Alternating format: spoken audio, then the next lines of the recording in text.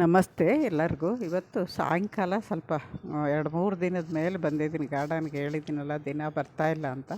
2-3 ದಿನದ ಕೆಳಗೆ ಬಂದು ಸಾಯಂಕಾಲ ಬಂದಿದ್ದೀನಿ. ನೋಡಿ, ಇಲ್ಲಿ ನಾನು ಕಣಗಿಲ ಗಿಡದಲ್ಲಿ ಅಲ್ಲೆಲ್ಲ ಸ್ವಲ್ಪ ಟೇಬಲ್ ರೋಜು ಥರ ಇರುತ್ತಲ್ಲ, ಆ ಗಿಡಗಳು ಇಟ್ಟಿದ್ನಲ್ವ, ಯಾವ ಹೂವು ನೋಡೋಣ ಸೇವಾಗಲಿ ಅಂತ. ಅವು ಗೊಬ್ಬರ ಕೊಟ್ಟು ಎಲ್ಲ ಆದಮೇಲೆ ಈ ಗಿಡಗಳು ತುಂಬ ಚೆನ್ನಾಗಿ ಬೆಳೆದ್ಬಿಟ್ಟಿದ್ದಾವೆ. ಆಮೇಲೆ ಅದರಲ್ಲಿ ಒಂಚೂರು ಕಳೆನೂ ಇದೆ. ಅದನ್ನೆಲ್ಲ ತೆಗಿತೀನಿ. ಸ್ವಲ್ಪ ಅವನ್ನ ಹ್ಯಾಂಗಿಂಗ್ ಪಾಟ್ಗೆ ಹಾಕಿ ಅದರಲ್ಲಿ ತೆಗಿಬೇಕು. ನಿಧಾನವಾಗಿ ತೆಗಿತೀನಿ. ಇವತ್ತು ಎಷ್ಟಾಗುತ್ತೋ ಅಷ್ಟು ಮಾಡ್ತಾಯಿದ್ದೀನಿ. ಈ ಕಡೆ ಒಂದು ಲೈನು, ಇನ್ನು 2 ಸಾಲಿದೆ ಮಧ್ಯದಲ್ಲಿ ಅಂತ ಹೇಳಿದೆ.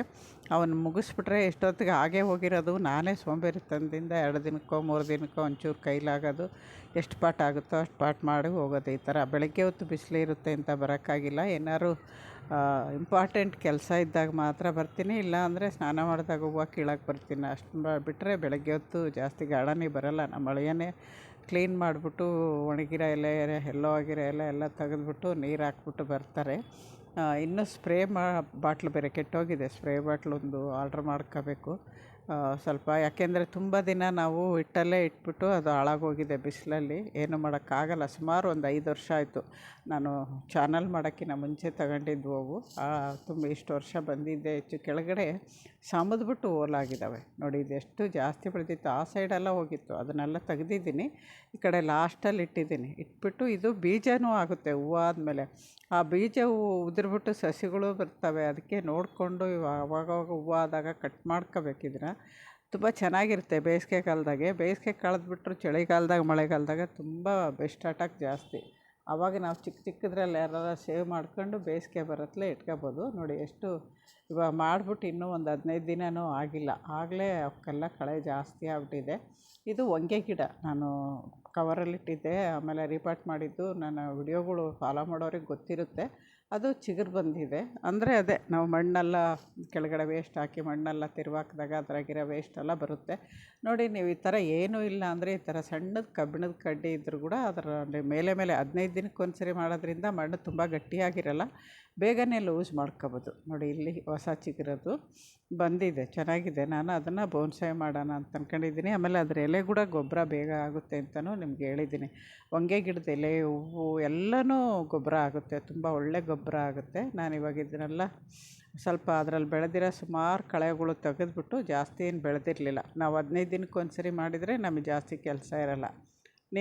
ನಾವು ಈ ನನ್ನ ವಿಡಿಯೋದಲ್ಲೇ ನೋಡಿರ್ಬೋದು, ನಾನು 5-6 ತಿಂಗಳ ಮೇಲೆ ಬಿಟ್ಟಾಗ ನನಗೆ ಎಷ್ಟು ಕೆಲಸ ಇತ್ತು, ಇವಾಗ ಎಷ್ಟು ಕೆಲಸ ಇದೆ ಅಂತ. ಅದರಿಂದ ನೀವು ಅವಾಗವಾಗ ಸ್ವಲ್ಪ ಸೋಂಬೇರಿತನ ಬಿಟ್ಟು ಮಾಡ್ಕೊಂಬಿಟ್ರೆ ಗಿಡ ಬೆಳೆಸೋದೇನು ಕಷ್ಟ ಅನಿಸಲ್ಲ. ತುಂಬ ಜನ ಇಷ್ಟೆಲ್ಲ ಮಾಡಬೇಕಾ, ಇಷ್ಟೊಂದು ಕಷ್ಟಪಡಬೇಕಾ ಅಂತ ಇರ್ತಾರಲ್ಲ, ಅವ್ರಿಗೆ ಹೇಳಿದೆ. ನೋಡಿ, ಸುಮಾರು 5:30ಗೆ ಬಂದಿದ್ದು ನಾನು. 6:30-7 ಆಗ್ತಾಯಿತ್ತು ಆಗಲೇ. ಆವಾಗ ಅಷ್ಟು ಕತ್ಲಾಯಿತು. ಅಷ್ಟೊತ್ತಿಗೆ ಇಷ್ಟೆಲ್ಲ ಪಾಟ್ಗಳು ಕ್ಲೀನ್ ಮಾಡ್ಕೊಂಡಿದ್ದೀನಿ. ಬೇಗನೆ ಆಗೋಯ್ತು. ಇಲ್ಲಿವರೆಗೂ ಮಾಡ್ಕೊಂಡಿದ್ದೀನಿ. ಅದ್ರ ಪಕ್ಕದಲ್ಲಿ ಒಂಚೂರು ಅಂಜೂರ ಹಣ್ಣಿನ ಗಿಡ ಇದ್ದವು, ಅವೊಂದು 6 ಗಿಡ. ಆಮೇಲೆ ಸೈಡಲ್ಲಿ ಇನ್ನೊಂದು ಆಲ್ಫೈಸಸ್ ಗಿಡ, ಅವೆಲ್ಲ ಆಯಿತು. ಬರೀ 1.5 ಗಂಟೆ 2 ಗಂಟೆ ಒಳಗೆ ಎಲ್ಲ ಕೆಲಸ ಆಗೋಯ್ತು. ಈ ಥರ ಬೇಗ ಮಾಡ್ಕೊಳ್ಳೋದ್ರಿಂದ ಇಷ್ಟು ಉಪಯೋಗ ಆಗುತ್ತೆ. ನಾನು ಇದು 2ನೇ ರೌಂಡು ಗಾರ್ಡನ್ ಕ್ವಿಕ್ಕಾಗಿ ಕ್ಲೀನ್ ಮಾಡ್ತಾಯಿರೋದು, ಶೇರ್ಗಳು ಮಾಡ್ತಾಯಿದ್ದೀನಿ. ಹೊಸಬ್ರು ಯಾರಾದರೂ ಫಸ್ಟ್ ಸರಿ ಚಾನಲಿಗೆ ಬಂದು ವಿಡಿಯೋ ನೋಡ್ತಿದ್ರೆ ದಯವಿಟ್ಟು ಸಬ್ಸ್ಕ್ರೈಬ್ ಮಾಡಿ ನೋಡಿ. ಆಮೇಲೆ ನಾನು ಹೇಳೋ ಟಿಪ್ಸ್ ಆಗಲಿ, ನಾನು ಮಾಡೋ ಕೆಲಸದಿಂದ ನಿಮಗೇನಾದ್ರು ಸ್ವಲ್ಪನಾದರೂ ಉಪಯೋಗ ಇದೆ ಅಂತ ಅನಿಸಿದರೆ ಬೇರೆಯವ್ರಿಗೆ ಶೇರ್ ಮಾಡಿ. ನೋಡಿದವರು ಹಂಗೆ ಲೈಕ್ ಕೊಟ್ಟರೆ ನಮಗೆ ತುಂಬ ಮುಖ್ಯ. ನೋಡಿ, ಇದೊಂದು ಸಾಲು ಗ್ರೋ ಬ್ಯಾಗ್ ಇದೆಯಲ್ಲ, ಅದರಲ್ಲಿ ಬೀಜಗಳು ಹಾಕಿದ್ದೆ, ಹಳೆಯವೆಲ್ಲ ಬಂದಿಲ್ಲ.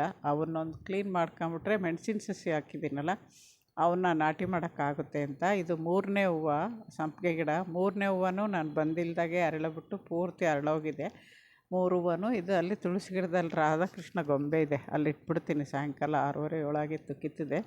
ಇದು ತಿರ್ಗಾ ಬೆಳಗ್ಗೆ ಬಂದಿದ್ದೀನಿ ಇವತ್ತು. ಇನ್ನೊಂದು ಸ್ವಲ್ಪ ಇದೆಯಲ್ಲ ಬ್ಯಾಲೆನ್ಸು ಮಾಡಿಬಿಡೋಣ ಅಂತ. ಇದೊಂದು ಮಲ್ಲಿಗೆ ಹೂವು ಅರಳಿತ್ತು. ಅದಾದಮೇಲೆ ವಿರಜಾಜಿನೂ ಒಂದೊಂದೇ ಸ್ಟಾರ್ಟ್ ಆಗಿದೆ, ತೋರಿಸ್ತೀನಿ.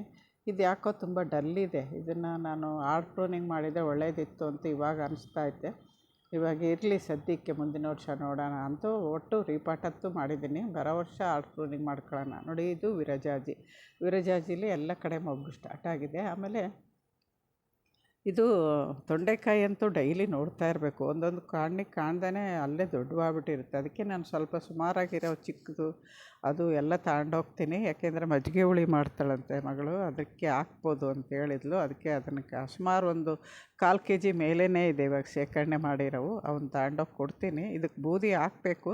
ಹಿಂಗೆ ಒಂದೊಂದು ಮಾಡಬೇಕು ಅಂದ್ಕೊಂಡಿರ್ತೀನಿ, ಹಾಗೇ ಇರಲ್ಲ ಕೆಲಸ.